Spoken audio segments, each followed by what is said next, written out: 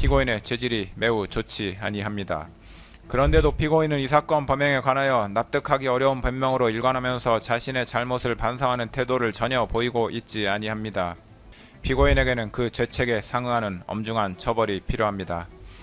다만 형사처벌을 받은 전력이 없는 초범인 점 등을 피고인에게 유리한 정상으로 참작하고 주문 피고인을 징역 5년에 처한다.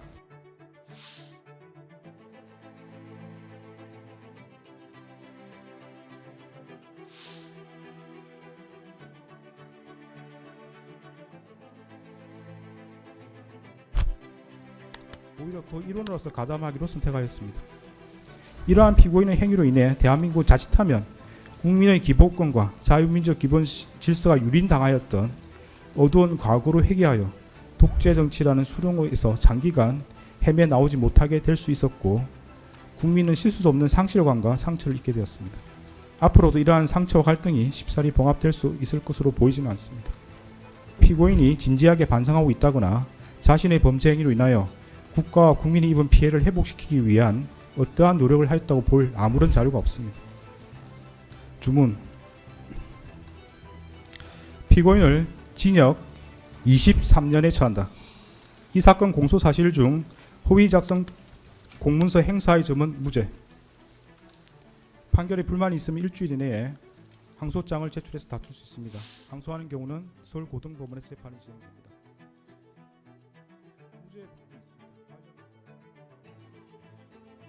피고인은 경호처 부장급 직원들과 가진 오찬 행사에서 위력 순찰 등을 지시하였으며 이에 따라 김성훈 차장과 이광우 경호본부장은 경호처 대테러 부장에게 실제로 위력 순찰을 지시하였습니다.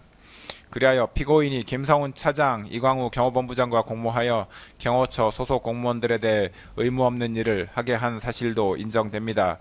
이 부분 피고인에 대한 직권남용 권리 행사 방해 공소 사실도 유죄로 인정됩니다.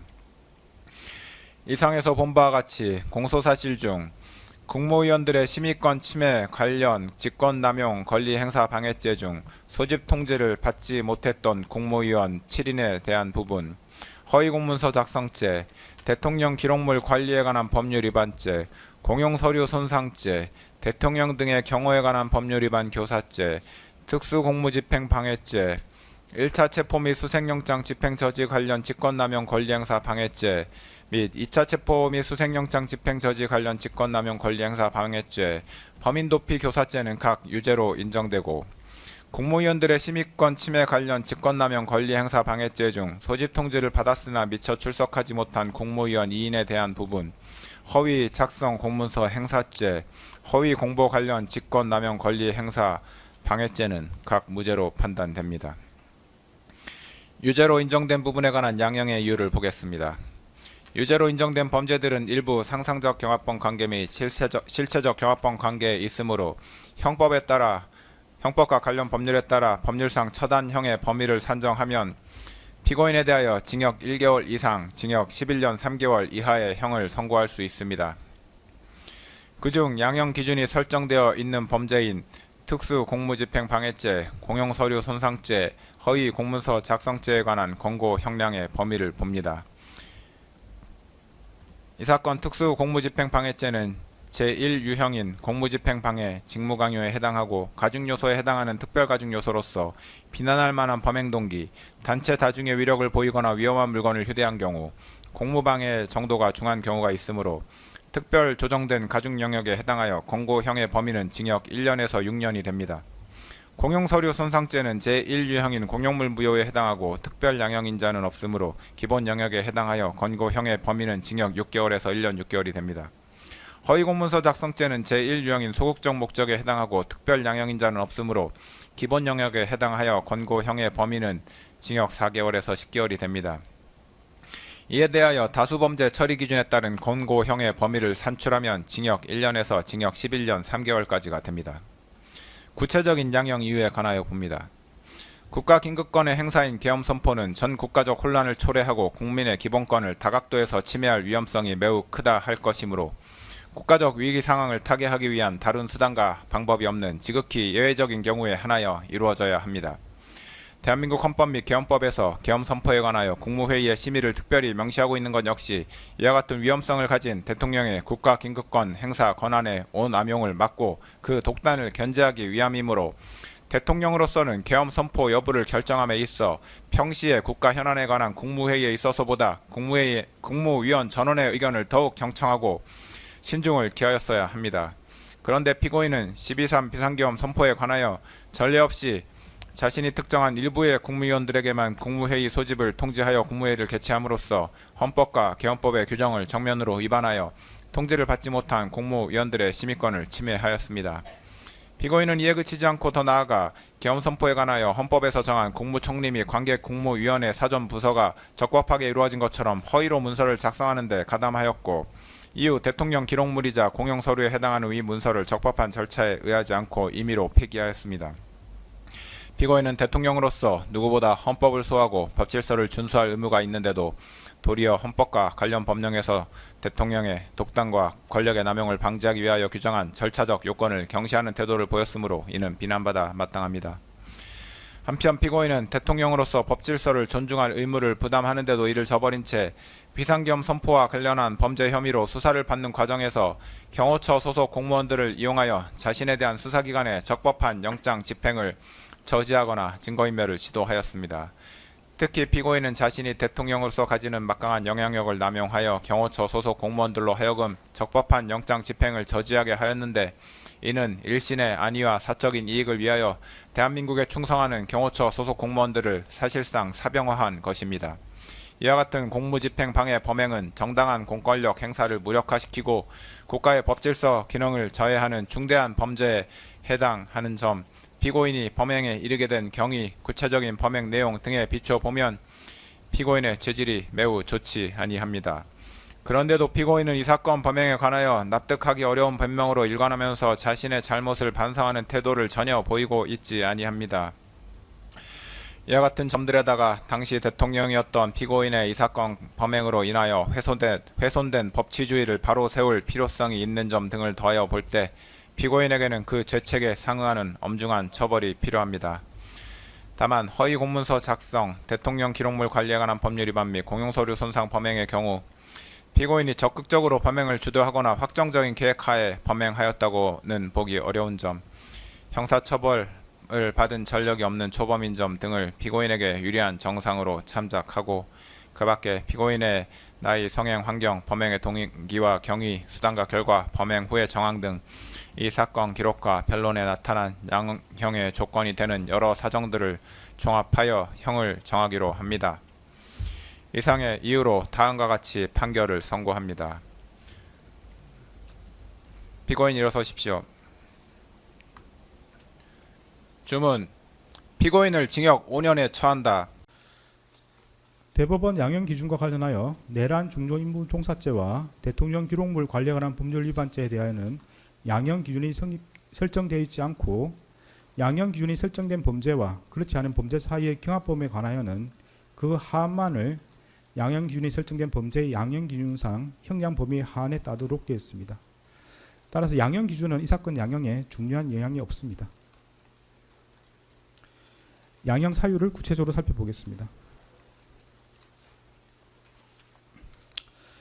피고인은 1970년 6월경 공무원으로 임용된 이래 약 50년 동안 외교통상부 통상교섭본부장, 국무조정실장, 경제부총리 겸 재정경제부 장관, 국무총리 등으로 재직하면서 다수의 훈장과 포장을 받았습니다. 피고인 윤석열 등의 내란 행위에 관하여 사전에 모의하거나 실행행위를 지휘하는 등 보다 적극적으로 가담하였다고 볼 자료는 없습니다. 피고인은 국회에서 비상계엄 해제 요구안이 의결되자 이 사건 비상계엄을 해제하기 위한 국무회의를 소집 주재하였고 그에 따라 비상계엄이 약 6시간 만에 해제되었습니다. 피고인은 현재 만 79세의 고령임에도 벌금형을 포함하여 아무런 형사처벌을 받은 전력이 없습니다. 피고인은 최근에 이르러 경도 인지장애와 우울증을 진단받아 그에 따른 치료가 필요하고 피고인의 배우자는 독립적인 고등이 어려워 피고인의 돌봄과 간호가 필요하다는 내용의 관련 자료가 재판부에 제출된 바는 있습니다. 그러나 이러한 사정이 있더라도 다음과 같은 점을 고려하면 피고인에게 엄한 처벌을 하는 것이 타당하다고 보입니다. 윤석열이 2024년 12월 3일 비상계엄을 선포하고 이에 근거하여 헌법에 따라 보장되는 의회, 정당 제도 등을 부인하는 내용의 위헌 위법한 포고령을 발령하며 군 병력과 경찰 공무원을 동원하여 국회 중앙선관위 등을 점거, 출입 통제하거나 압수수색한 행위는 앞서 본 바와 같이 형법 87조에서 정하는 내란 행위에 해당합니다. 이러한 12.3 내란은 국민이 선출한 권력자인 윤석열 전 대통령과 그 추정 세력에 의한 것으로서 성격상 위로부터의 내란에 해당하는데 이러한 형태의 내란은 이른바 친위 구테타라고도 불립니다. 세계사적으로 살펴보면 이러한 친위 구테타는 많은 경우 성공하여 권력자는 독재자가 되었고 국민의 생명과 재산과 같은 기본권은 본질적으로 침해되었으며 국가의 경제와 외교는 심각한 타격을 받았고 독재자의 권력이 약해지는 시기가 되면 내전과 같은 전쟁이나 정치 투쟁으로 국가와 사회 전반이 회복하기 어려운 혼란에 빠지는 사례를 많이 볼 수 있습니다. 12.3 내란은 이러한 위로부터의 내란에 해당되는 점에서 그 위험성의 정도가 아래로부터의 내란과 비교할 수 없습니다. 왜냐하면 무엇보다도 국민이 선출한 권력자가 헌법과 법률을 경시하고 이를 위반하는 내란 행위를 함으로써 국민이 가진 민주주의와 법치주의에 대한 신전 자체를 뿌리채 흔들기 때문입니다.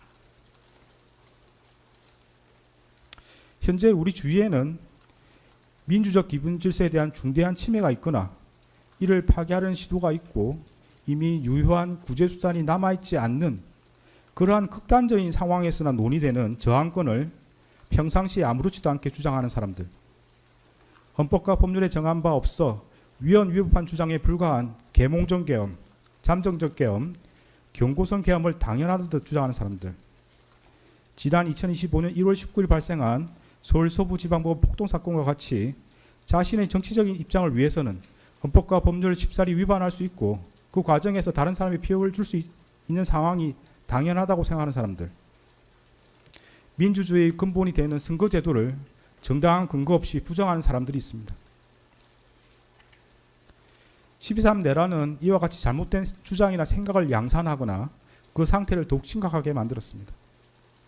이러한 점에서 아래로부터의 내란에 해당하는 기존 내란 사건에 관한 대법원 판결들은 위로부터의 내란에 가담한 피고인에 대한 형을 정함에 있어 기준으로 삼을 수 없습니다. 그리고 기존 내란 사건이 발생하였던 시기와 12.3 내란이 발생한 시기에 대한민국의 국제적인 위상은 비교할 수 없을 정도로 차이가 납니다. 현재 대한민국은 세계적으로 선진국으로 인정받고 있고 이에 따라 국제무역과 국제정치 등에 있어서 그 위상도 기존과 비교할 수 없습니다. 이러한 대한민국에서 친위 구테타가 발생했다는 사실로 인하여 생긴 경제적, 정치적 충격은 기존 내란 행위와는 비교할 수 없을 정도에 이른다고 보입니다. 이러한 점에서도 기존 내란 사건에 관한 대법원 판결들은 피고인에 대한 형을 정함에 있어 기준이 될 수 없습니다.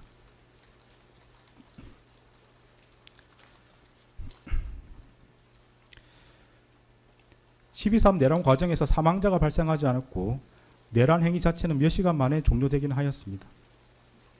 그러나 이는 무엇보다도 무장한 계엄군의 맨몸으로 맞서 국회를 지킨 국민의 용기에 의한 것입니다.